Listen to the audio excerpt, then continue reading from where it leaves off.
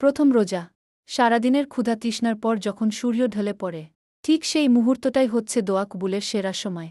আজকের ইফতারটা হোক আপনার জীবনের সবচেয়ে বরকতময় ইফতার। 1. ইফতারের আগে কয়েক সেকেন্ড চুপ দেওয়ার সময়।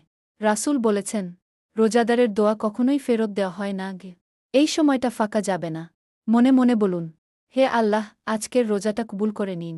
আমার সব গুনাহ মাফ করে দিন। কি ইফতার করা। রাসূল খেজুর দিয়ে ইফতার করতেন, তাই আপনার হাতেও আজ থাকুক 1টা খেজুর।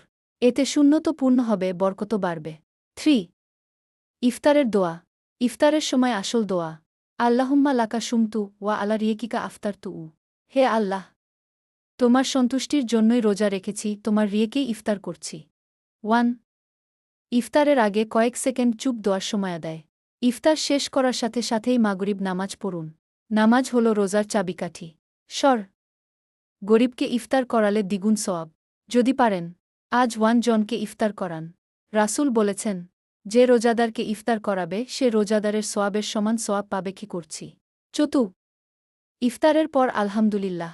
একটু পানি খেলেই বলুন, আলহামদুলিল্লাহ গু। কারণ লক্ষ মানুষ পানি পায় না।